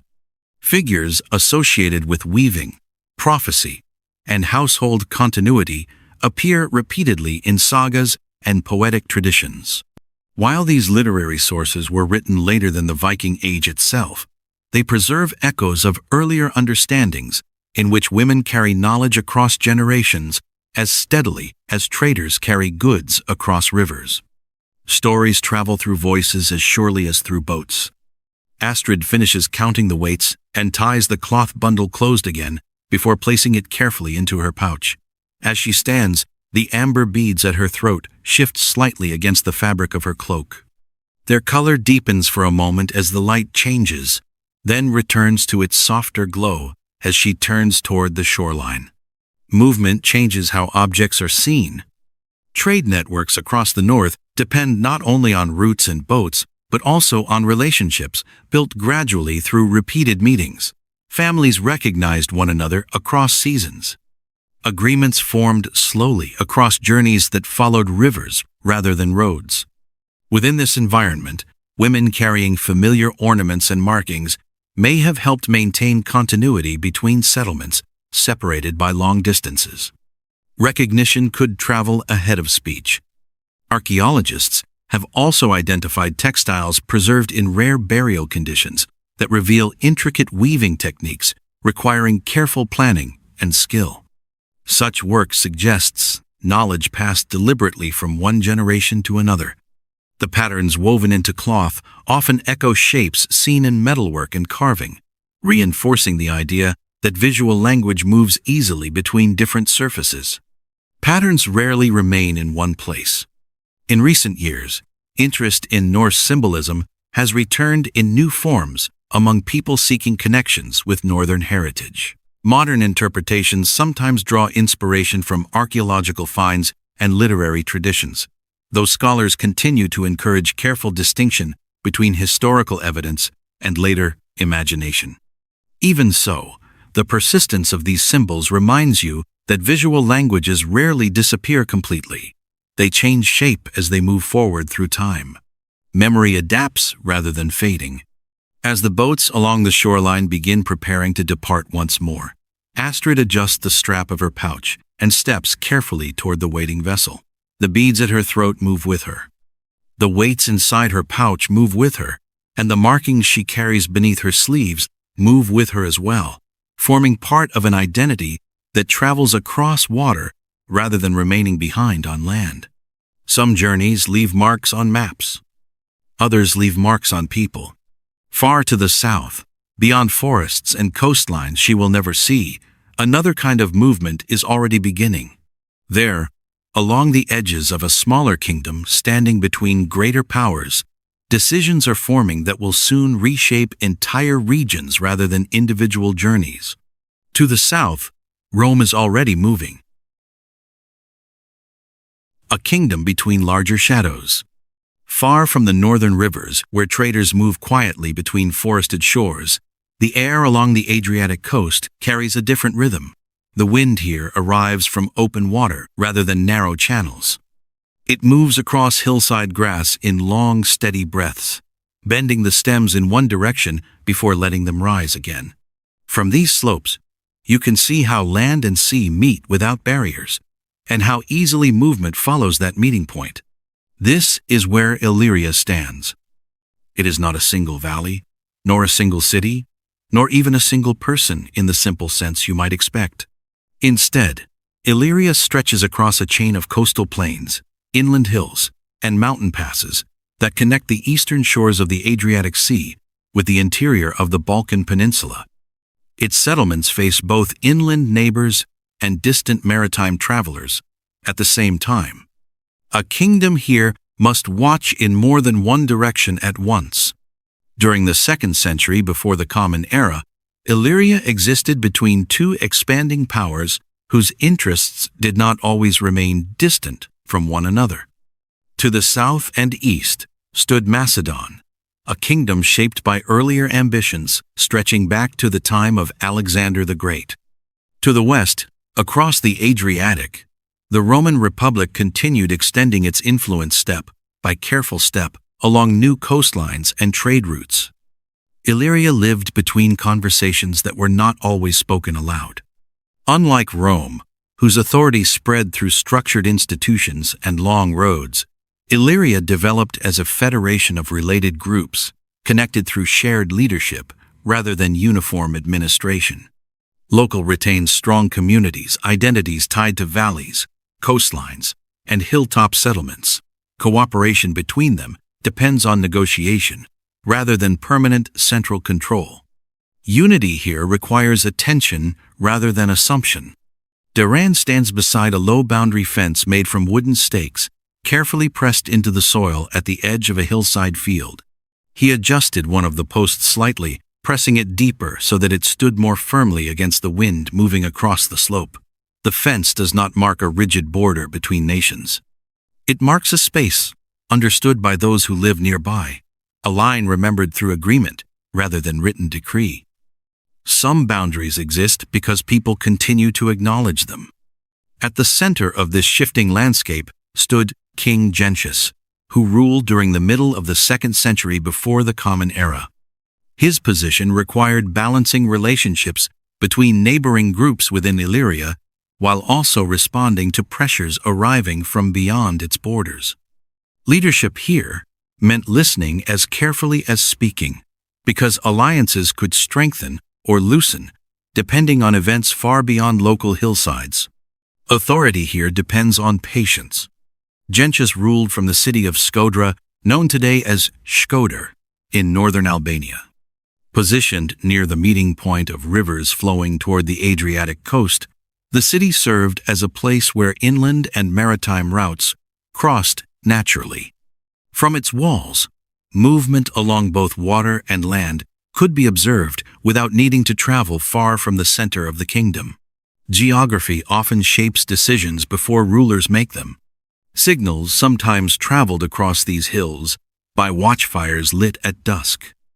A flame appearing on one ridge might be answered by another farther along the horizon, creating a chain of light that carries news more quickly than messengers on foot could move through narrow valleys.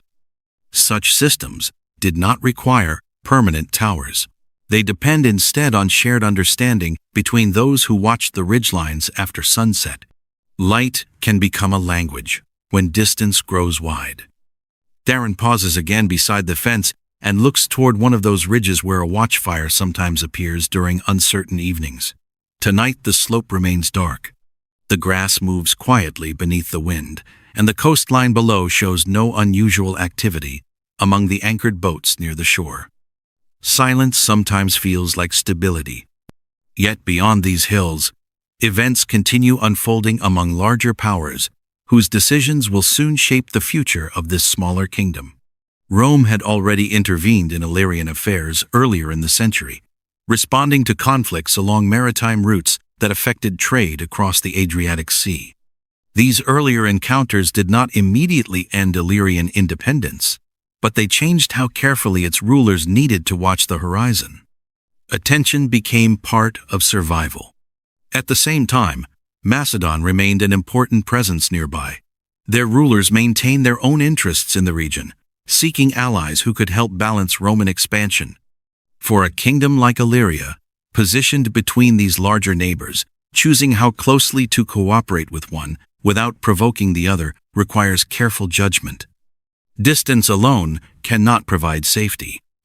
Gentius understood that strengthening internal cooperation among Illyrian groups would help maintain stability during uncertain years ahead. Efforts to consolidate authority did not aim to erase local identities. Instead, they sought to coordinate them more closely so that responses to external pressure could happen more quickly when necessary. Coordination can be quieter than command. As evening begins to settle across the hillside, the grass grows still again, and the distant coastline reflects the last pale light of the day. From here, the Adriatic appears calm enough to suggest that nothing beyond it is changing. Yet beyond that horizon, decisions are already forming in places where Roman officials study maps and messages describing regions like this one. Empires often begin moving long before they are seen. And as you watch the ridgeline where a watchfire might appear on another night, you begin to understand how narrow the space between neighboring powers can feel when both of them are slowly turning their attention in the same direction. The alliance that could not hold. As evening fades along the Adriatic shoreline and the hills above Skodra settles into shadow, the stillness you noticed earlier begins to feel slightly different. It is no longer the calm that comes from distance. It is the quiet that arrives when several decisions are forming at once, each one just beyond the edge of sight. Kingdoms often change direction before anyone hears the sound of movement. From his position between Rome and Macedon, King Gentius faced a careful question that many smaller rulers encountered during this period. Should he remain distant from both powers and rely on local alliances alone? Or should he move closer to one neighbor in order to balance the influence of the other? Distance can feel safe until distance becomes isolation. To the east, the Macedonian king Perseus was already engaged in growing tension with Rome during what historians now call the Third Macedonian War, which began in the early 2nd century before the Common Era.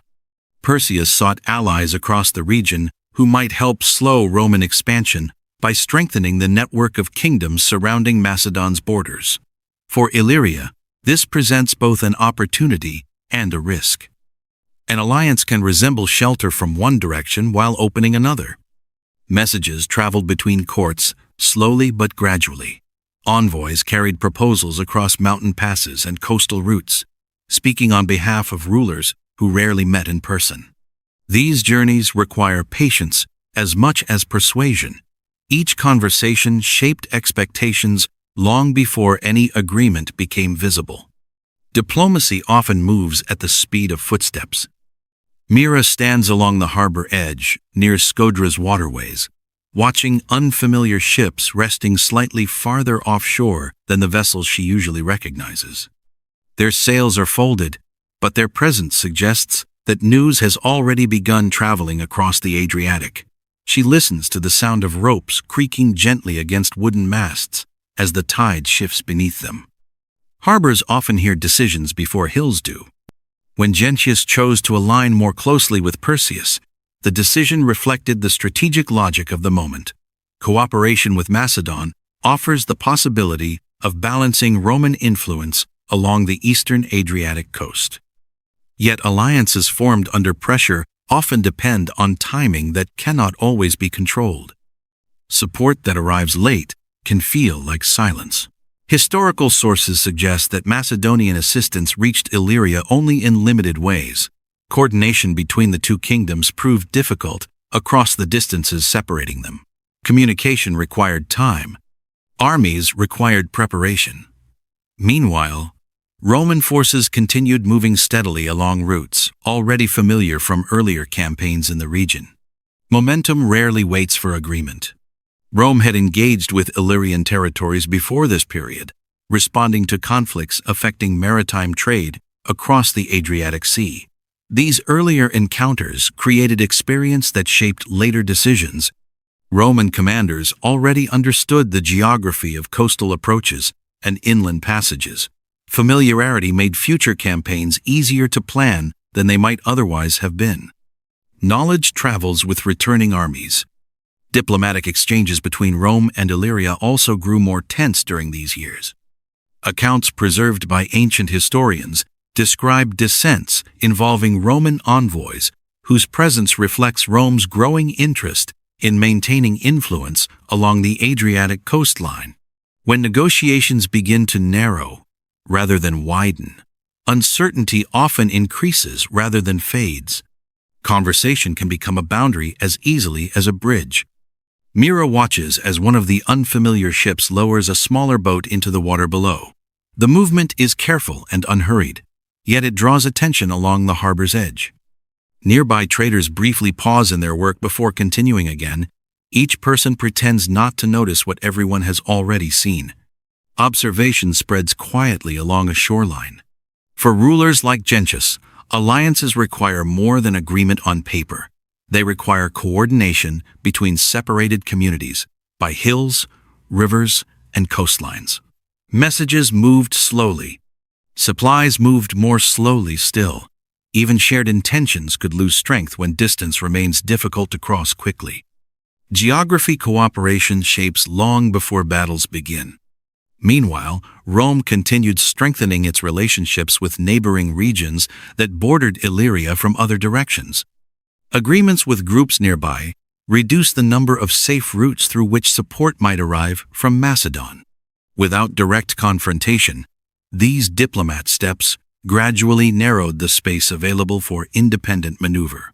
Pressure sometimes grows without visible force. As evening deepens across the harbor, Mira turns slightly toward the hills rising beyond the shoreline. From there, the inland routes disappear into darkness, where messengers still travel between settlements, carrying news that may already be out of date by the time they arrive. No signal fires appear tonight, yet the silence feels heavier than before. Stillness can mean waiting as much as resting. In the distance beyond the Adriatic waters, Roman commanders continued preparing responses to developments across the region. Their movements did not depend on sudden decisions alone. They followed patterns established through earlier campaigns and earlier negotiations that had already shaped expectations on both sides of the sea. Empires often prepare before they announce. And as the unfamiliar ships remain anchored just far enough from shore to be noticed without explanation, you begin to sense how alliances that once promised balance can slowly become pathways through which uncertainty enters instead.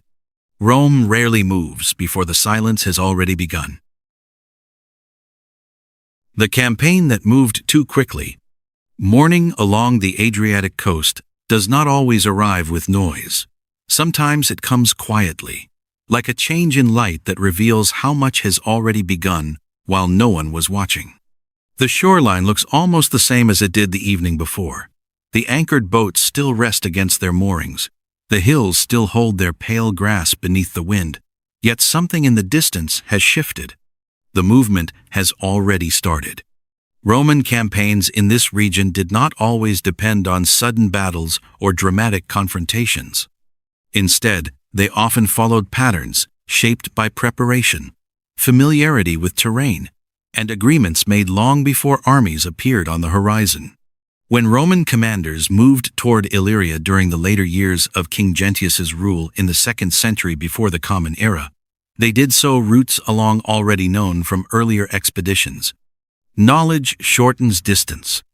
Unlike alliances that required negotiation across uncertain terrain, Roman military organization allows messages and supplies to travel with unusual consistency for the time.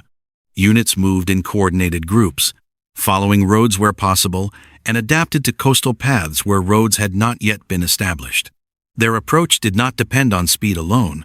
It depends on continuity. Preparation can resemble quiet motion from far away. Cassius kneels beside a narrow stretch of dry ground, not far from the edge of a hillside track. With the tip of a short stick, he draws a simple line in the dust, marking the distance between two ridges visible across the valley below. These marks are not mapped in the formal sense. They are reminders shared among those who travel together, helping them understand how far the next crossing lies beyond the ridge ahead. Distance becomes clearer when it is drawn slowly. Roman forces advancing into Illyrian territory benefited from more than careful planning. They also encountered a political landscape that remained divided into regional loyalties rather than unified under a single structure capable of coordinated defense across the entire kingdom. Communities responded according to their own circumstances. Some offered resistance, others remained uncertain. A few chose cooperation when they believed it might protect their settlements from damage. Fragmentation can change the shape of resistance before it begins. Along the coast, Roman acquaintance with maritime movement also played an important role. Control of ships allows communication between different sections of the advancing force to remain steady, even when inland routes narrowed through mountain passes. Supplies arriving by sea reduced dependence on uncertain land crossings, allowing movement to continue without long pauses between stages. Water often carries certainty where roads cannot. The city of Skodra stands at the center of these developments. Positioned near the meeting of rivers that flowed toward the Adriatic shoreline, it formed a natural point of coordination for Illyrian leadership. From its walls, observers could watch both inland approaches and coastal routes. Yet the same geography that supported communication also made the city easier for Roman planners to identify as a decision location. Centers attract attention during uncertain times. Cassius finishes tracing the second line in the dust and studies the space between them for a moment before standing again.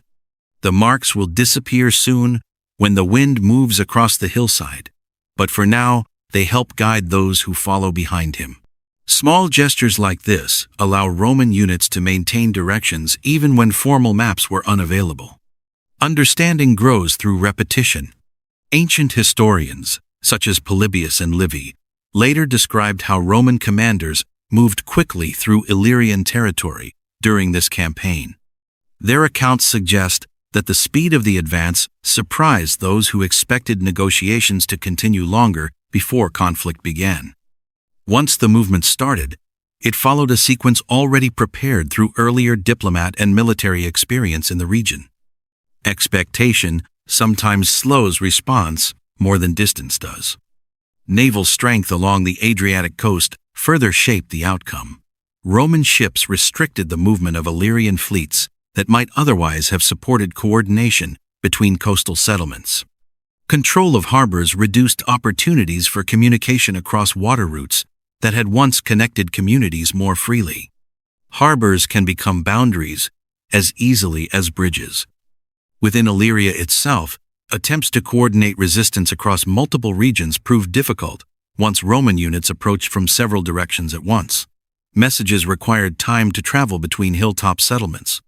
Decisions made in one valley did not always reach another before circumstances changed again. Time rarely waits for agreement during campaigns. Cassius looks once more toward the distant ridge where another signal might appear if movement continues beyond the valley ahead. The horizon remains quiet, yet he knows that others farther along the route are already making similar marks in their own stretches of dust, preparing the way step by step for those following behind. Campaigns unfold through many small actions rather than a single moment.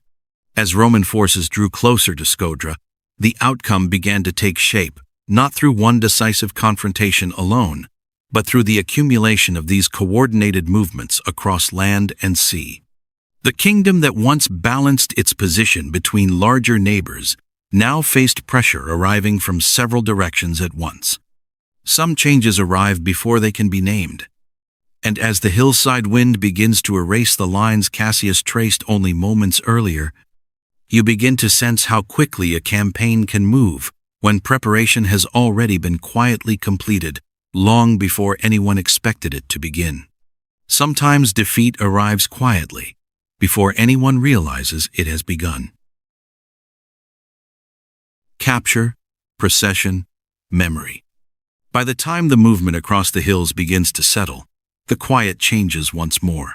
The wind still moves through the grass as it did before. The shoreline still reflects the same pale light along the Adriatic waters, yet the rhythm of the region has shifted in a way that is difficult to see at first and impossible to ignore once it becomes clear. The campaign has ended. Not with a single dramatic moment, but with a gradual closing of possibilities. Routes once open for travel become watched more closely. Messages once sent freely begin arriving later than expected. Settlements that once waited for signals from Skodra now listen instead for news carried from elsewhere. Authority has begun to change direction. Ancient historians, such as Livy, describe how King Gentius was eventually captured after Roman forces reached the center of his kingdom during the later stages of the conflict. His resistance did not collapse in a single instant. It narrowed step by step as Roman coordination across land and sea reduced the number of choices remaining to him. Endings often arrive through narrowing paths rather than sudden walls. Mira stands again near the harbor, where she once watched unfamiliar ships waiting beyond the shoreline. Now the vessels anchored there belong to a different pattern of movement. Their sails carry markings she has not seen before this season. Their crews move with the quiet assurance of people who expect to remain rather than depart quickly. Harbors remember who arrived last. The capture of a king carries meaning beyond the battlefield. In Roman tradition, the removal of a ruler from his own territory marked the transfer of authority as clearly as any written agreement. Gentius was taken from Illyria and transported westward across the Adriatic, entering a landscape shaped by roads and institutions very different from the hills he had once governed. Journeys can change their purpose without changing their direction. When he reached Rome, his presence formed part of a ceremonial procession known as a triumph. Such events were not only celebrations of military success, they were carefully arranged public narrative, in which victories were displayed before the citizens of the Republic. Objects taken during campaigns, captured leaders, and symbols of distant regions appear together in sequences designed to make distant places visible within the city itself. Memory can be arranged like a procession through streets. Descriptions preserved in Roman historical accounts suggest that triumphal processes moved slowly along planned routes through the city, allowing observers to watch each stage as it passed. Standards carried ahead of the process identified the regions involved. Spoilers of war followed behind them. Captured rulers walked within this sequence not as participants, but as reminders of how far Roman authority had reached. Distance could be measured by footsteps through Rome. The bronze chain carried in such ceremonies symbolized more than restraint. It represents the transformation of political independence into imperial memory. Once displayed before the Roman public, the story of a defeated kingdom became part of the city's understanding of itself. The event did not erase Illyria from history. It changed how that history would be remembered. Display becomes interpretation. Mira watches the shoreline once more as traders begin adjusting their routes to match the new pattern of authority shaping the coast. Some ships now travel under Roman protection. Others avoid certain harbors altogether. The same waters remain, yet their meaning has shifted. Coastlines do not change shape, but their significance does. Following the campaign, Illyrian territories were reorganized under Roman supervision rather than governing as a single, independent kingdom. Local continued to exist, but their relationships with one another now developed within a framework shaped by Roman administration. Roads gradually connected settlements more closely to wider provincial networks. Trade followed new directions that reflected the priorities of the Republic. Structures can survive even when authority changes. Over time, people from Illyrian regions themselves will take part in the Roman world in ways that earlier generations might not have expected. Soldiers from these territories served in Roman armies. Administrators worked within provincial systems. Centuries later, several Roman emperors would even be born in regions once considered distant from the center of Roman power. Borders sometimes become pathways. The memory of King Gentius did not disappear entirely within this transformation. Ancient writers continued to describe his resistance as part of the larger story of Roman expansion across the Adriatic. His capture marks not only the end of a campaign, but the beginning of a new relationship between Illyria and the Republic that will shape the region for generations to come. History often remembers the turning point more clearly than the years that followed it. As evening settles once more along the harbor, the sound of ropes moving against wooden masts returns to the same quiet rhythm you heard before the campaign began. Yet now the pattern of ships anchored along the shoreline reflects a different network of connections extending across the sea. The same water carries different stories. And as you watch the last light fade across the Adriatic horizon, you begin to understand that even when kingdoms disappear from maps, the marks they leave behind continue traveling forward through memory, trade, language, and the lives of those who remain along their former borders. Long after the kingdoms disappear, the marks they leave behind remain. How power leaves marks. As the Adriatic shoreline fades gently into the evening and the sound of harbor ropes settles into its familiar rhythm once again, you begin to notice how naturally the journey you have followed has moved across different kinds of spaces. First, there were hills, reshaped by hands, lifting earth into watchful towers. Then there were rooms arranged around low tables, where conversation shaped reputation. After that came river crossings, where markings traveled quietly on skin.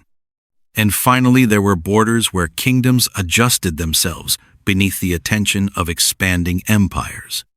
Each place carries its own language of authority. Yet none of these places stood entirely apart from the others. The castles you visited earlier rose from uncertainty and transformed it into structure. Their walls did not only protect, they taught people how to move differently across the land. Roads curved toward them. Markets gathered beside them. Villages grew in their shadow. Fear became something that could be shaped into stone. Land itself can remember intention. Later, in Roman dining rooms illuminated by steady lamplight, power appeared in another form.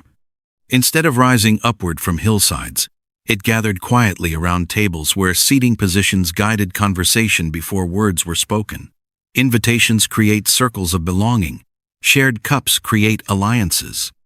Even silence carries meaning when it settles between guests reclining at different distances from the host.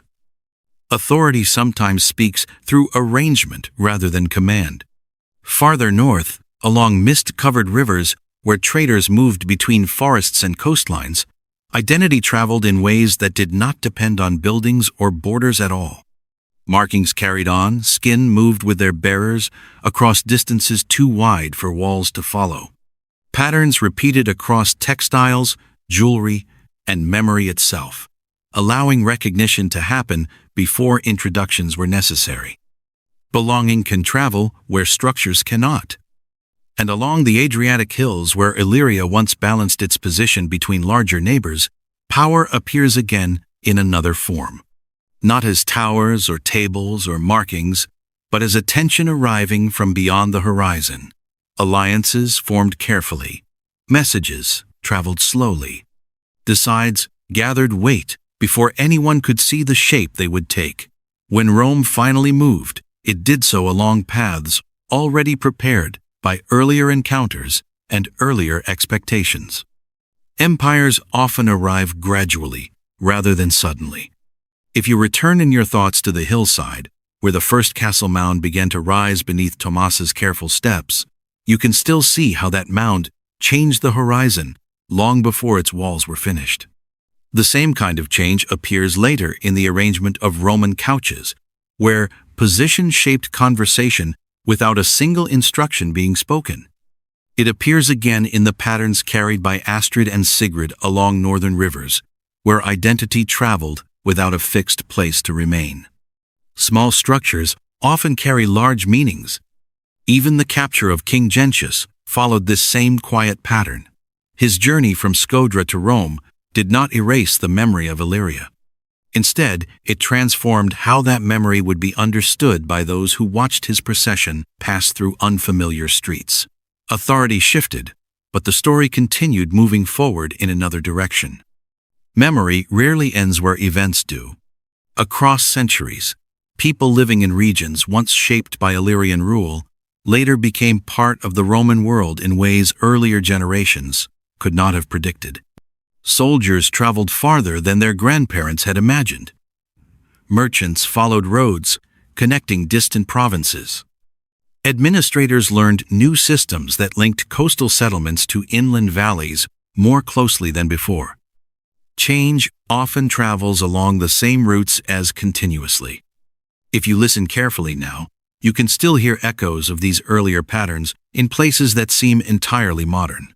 Castles remain standing on hills where they once watched over narrow bridges.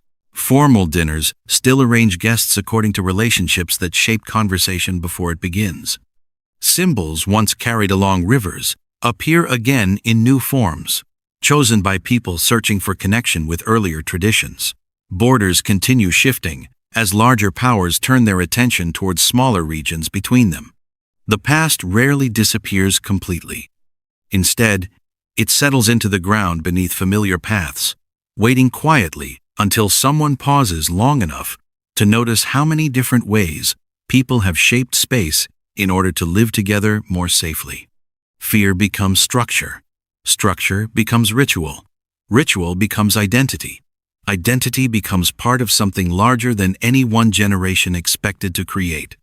Power leaves marks because people do. As night gathers across hills, rivers, dining rooms, and coastlines alike, the shapes you have walked through begin to feel less like separate places and more like parts of a single landscape extending across time. The same careful adjustments appear again and again in different forms. A wall raised here, a seat arranged there, a pattern carried elsewhere, a boundary redrawn farther still. Each one is a quiet answer to uncertainty. And as the last light fades gently across the horizon you have followed from northern rivers to the Adriatic shores, you begin to understand that these marks were never only about control or defense or reputation alone. They were also about belonging, memory, and the steady effort to shape a world that could be recognized from one generation to the next.